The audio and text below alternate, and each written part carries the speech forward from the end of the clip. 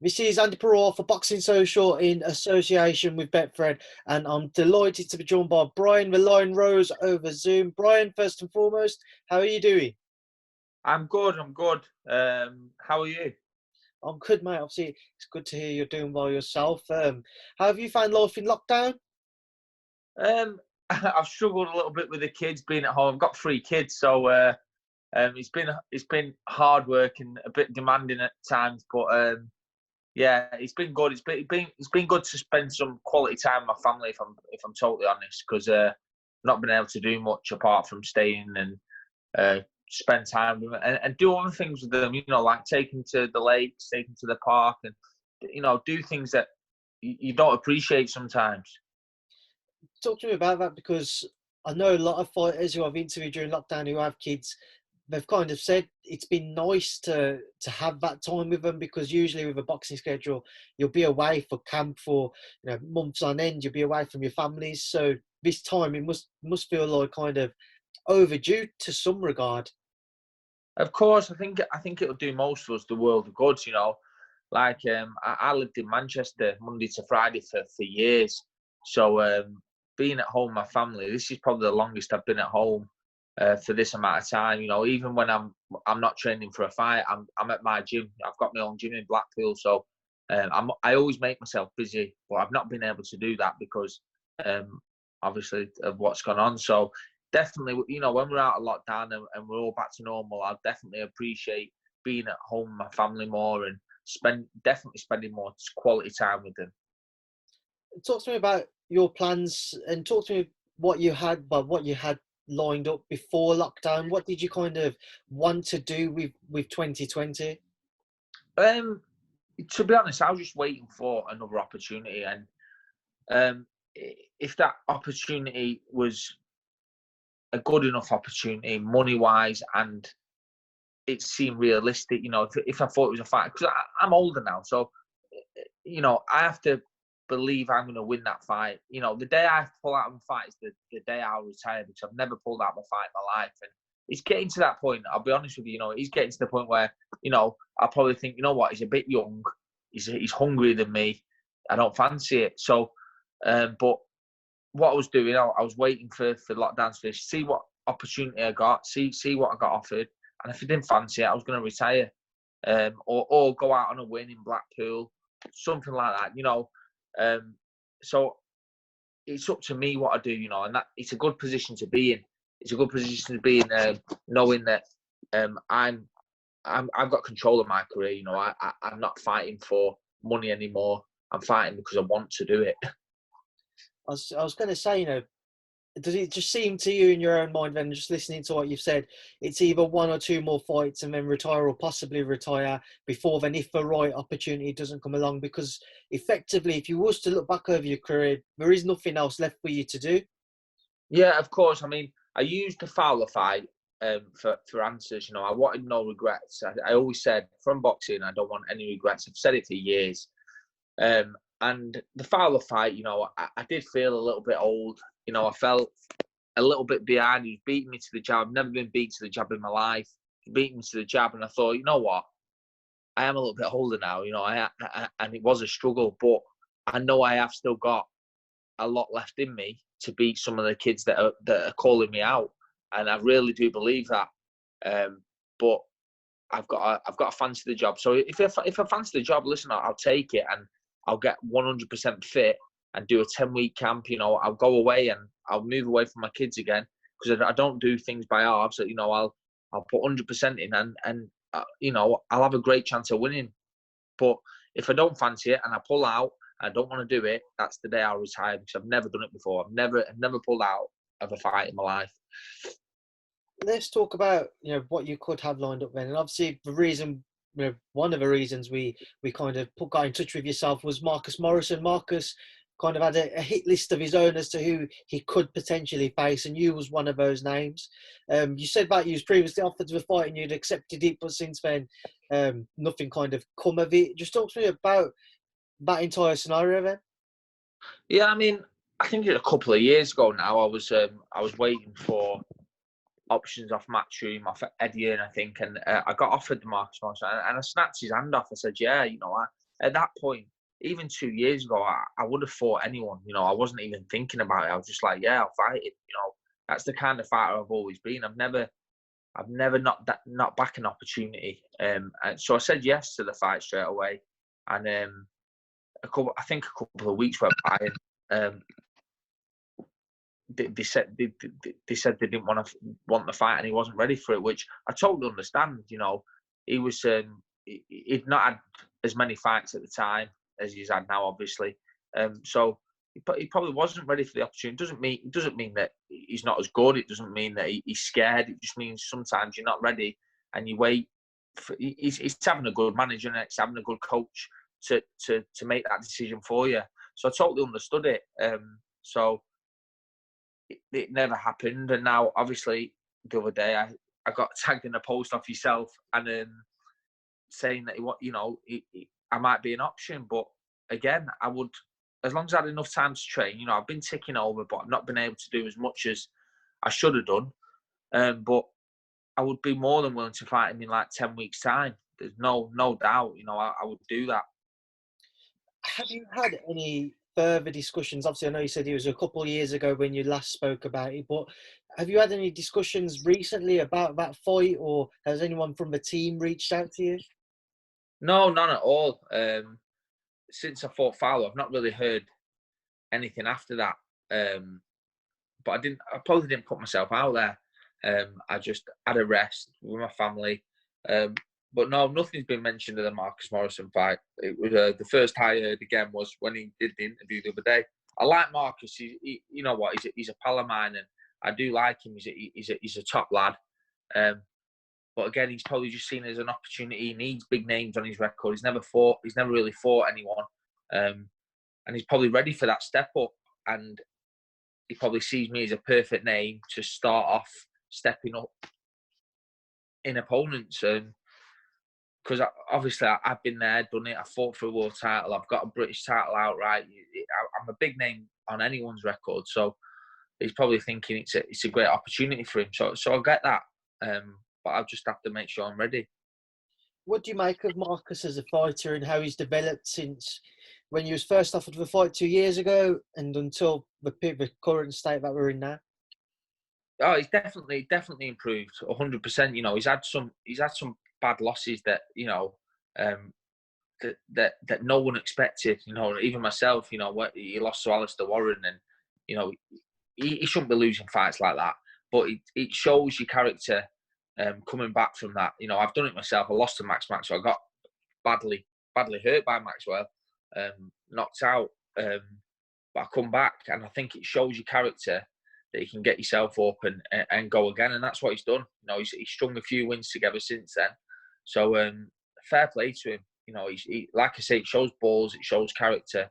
A lot of people would quit if they lost to someone like Alistair. And no disrespect to Alistair because he's a good game fighter, but Marcus Morrison shouldn't be losing them fights, and I'm sure he'd want to put that right.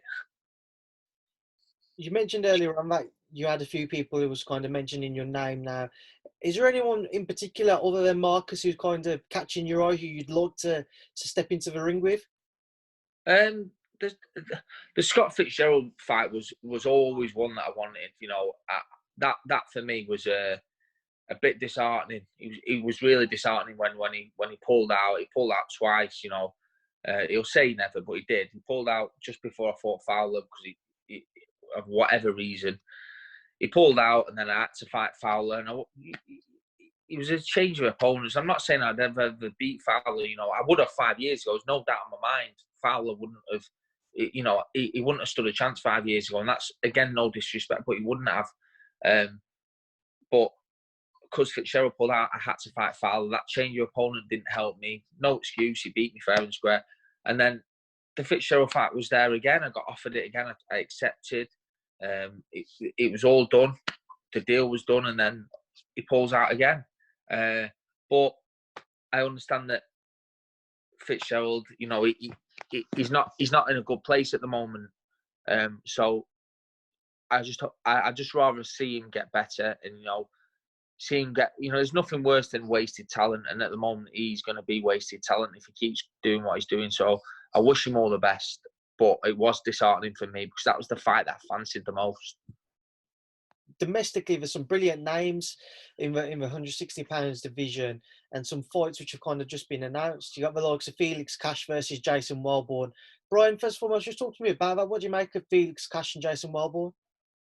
I think it's a great fight again. I never expected Marcus Morrison to get beat by Jason Wellborn, but he did, and he got beat convincing. But I'm sure Marcus Morrison wants to put that right.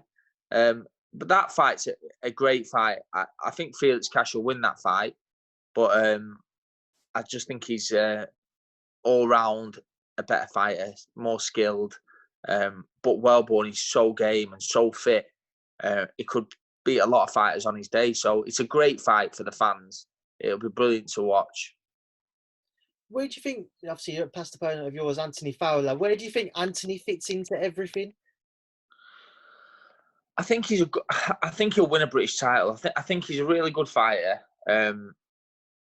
He's very hungry. He trains hard. I think his nickname Machine is definitely the perfect nickname for him because he trains really hard. But I think he's overrated. I do. Like I say, 5-6 years ago, I would have beat him without a doubt. So yeah, he's a good fighter. You know, he should win a British title, but I can't. I don't want to knock him, but I can't see him going on and winning a European or a world. You know, I'd like him to make me look a little bit better if he did, but for me, I think he's British level. I've been in with some great fighters, so I'm allowed to have this opinion. Like he has an opinion on a lot of people. You know, he's very opinionated, Anthony Fowler. So I'm allowed to say, you know, I think he'll win a British title, but going on further, I think he'll struggle. What do you make of the world scene at 160? There's obviously some terrific names there. You've got the likes of Andrade, Charlo, Canelo can drop back down there. You know, Billy Joe Saunders can drop back down to 160. You know, what do you make of the world scene? It's amazing, isn't it? I mean, I'm not sure if I'd want to be in that position to fight for a world title. You know, I wouldn't like to fight Andrade again. It was a tough night, and obviously Canelo is one of the best at the moment, if not the best, pound for pound. So yeah, the weight division at world level, it's frightening. It's frightening. So yeah, I feel sorry for anyone that's got to step up and fight one of them world champions. I mean, another fighter, again, is British fighter who's waiting for the WBO to kind of inform him of what could be happening with himself is Liam Williams. What have you made of Liam's rise over the past couple of years? He's certainly, you know, taken the boxing scene by storm over in the UK. Yeah. Great, he's a great fighter. For me, he's the most improved fighter, along with Liam Smith in Great Britain. I think they are the most improved, which should be a great fight again, wouldn't it? Liam Smith and Williams fight, but Williams he's changed so much as a fighter over the years, and I really do rate him. And I mean, I would never bet against Andrade, but I think it'd be an absolute brilliant fight. And to give someone like Andrade a good fight, he must be good, you know. And he's got a chance of winning that, Williams. I really do, because he'll pressure him, and he's got the skills now, being with the Ingles. So I think he's been proven all the time. He's a really good fighter. I do rate him. He's one of my favourites. If I'm totally honest, one of my favourite fighters at the moment. He's so exciting to watch. You've got two very different fighters I'm going to put to you now. Obviously, Liam Williams and Billy Joe Saunders. Billy Joe's talked about that Andrade fight previously. They'd obviously agreed to fight each other previously as well. Who do you think would have a better chance, knowing that their styles are so different, Liam Williams or Billy Joe Saunders versus Demetrius Andrade? I think Billy Joe Saunders will beat Andrade comfortably because of his footwork. Andrade's got good footwork, but he's very shifty with his feet, whereas Billy Joe's in, out. He's very fast with his feet, and that's what will beat someone like Andrade. So style-wise, I think Billy Joe would 100% beat Andrade just through his pure in and out style. Whereas Williams, I think, would go about it a different way and try and rough him up and hopefully be too strong for him. But yeah, that's how I would see the difference in the fights. And Billy Joe Saunders would use his feet, be very shifty, and he's got very quick hands, so he'd match his speed. And whereas Williams would probably try and bully him.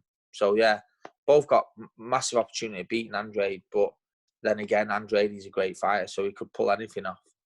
The final thing on Williams before we move on, he's also said to me that he'd love to face Chris Eubank Jr. How do you think that fight would play out, Brian? I think Williams beats him now. If it had been 2-3 years ago, I would have had Eubank, but honestly, I'd fancy Williams against most people now, and I think Williams would probably stop him. I really do. I think he'd stop him late on. So we've spoken about Billy Joe as well just before that question. Then he was due to face Canelo. The fight was due to be announced before lockdown. How do you think Billy Joe fares against Canelo if that fight was to happen after lockdown? Say that again, sorry. How do you think Billy Joe would fare against Canelo if that fight was to happen after lockdown? Yeah, again, Billy Joe, sounds like I'm licking the arses of the British fighters, but I'm really not. I rate Billy Joe. I think he's such a good fighter, just so naturally talented. And I think he's got a chance only because of his footwork. His footwork's phenomenal. And against Canelo, you've got to be good with your feet. It's the only way you can beat someone like Canelo, because you can't stand with him. Because if you stand with him, you'll get knocked out. And for me, Billy Joe's got a massive chance of beating someone like Canelo. He's probably the only one that has. As long as he's fit and he's put it in, he's put the work in the gym, done everything right, I would have Billy Joe beating Canelo. You just said then, obviously, for yourself, the best way to beat Canelo is to be able to move and not to stand and try to trade with him. One man who was also in talks of that fight, somebody who, if he was to face Canelo, would probably be a bit more on top of Canelo, trying to land on him, is Callum-Smith. How do you think Callum would fare against Canelo? Again, for me, Callum's a great fighter. He can punch. You know, I've sparred with Callum and I had an hard day. You know, I walked out of Gallagher's gym with a bad headache. But I think for me, the Canelo fight, style-wise, could be all wrong. Only because he's so upright, and I think he'd stand with Canelo more. And if he's standing in front of Canelo, I think there's a chance of you being hit and being hit hard. And I hate going against the British fighters, but for me, style-wise, Canelo would win that one. But again, Callum-Smith, I'd have against probably anyone else, you know, in that division. So yeah, I think style-wise, it would be the wrong fight for Callum, but obviously they'll say different, and it's just my opinion. Brian, final thing before I let you go, just to move up to the heavyweight division. About a couple of weeks ago, we had the announcement that Anthony Joshua and Tyson Fury had agreed a 2-fight deal in principle over financial terms for 2 bouts in 2021. What was your thoughts when you heard the announcement? Sorry, mate, it broke up there. I'm sorry. That's right. What was your thoughts on the Fury-Joshua announcement a couple of weeks ago?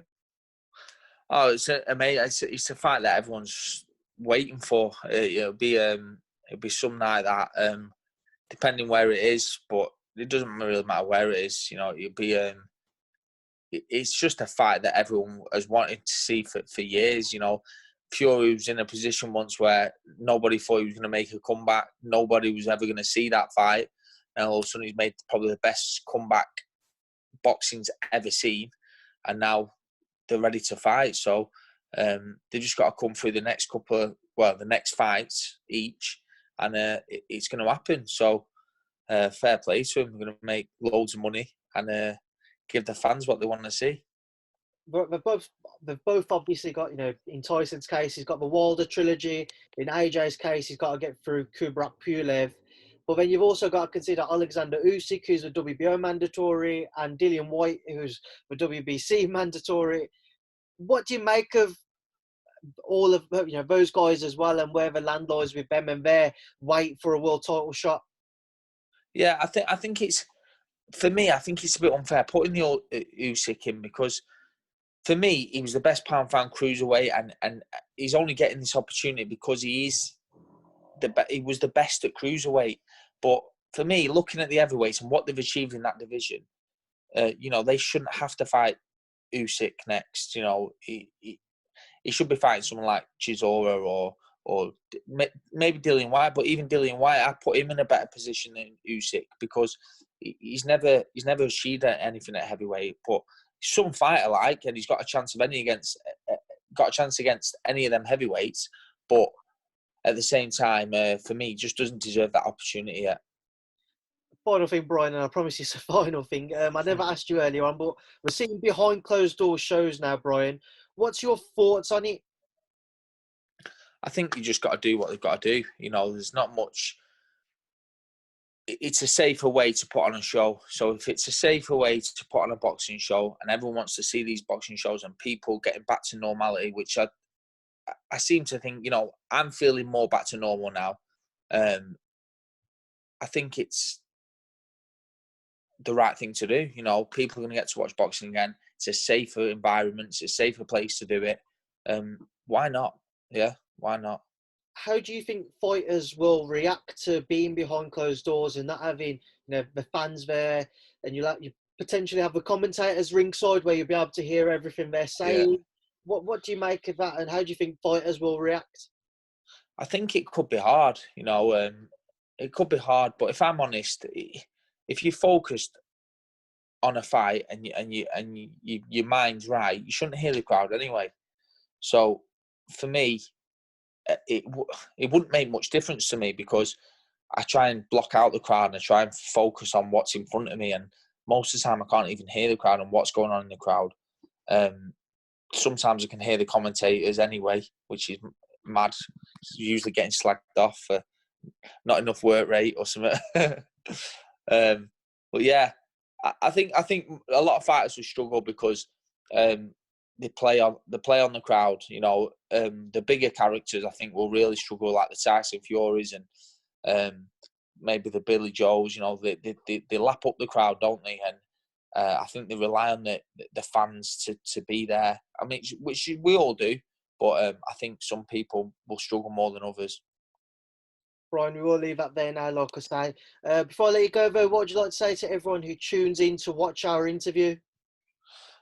Just that I appreciate you listening to me. I appreciate the opportunity to come and talk to you and give my say on the Marcus Morrison fight as well. As long, like I say, on the Marcus Morrison fight, as long as I get 10 weeks, I'm happy. Brian, and I'll take it. Brian, it's been a pleasure to catch up with you. I'll leave you to enjoy the rest of your day. Thank you for speaking to Boxing Social. Thank you, mate. Cheers, pal.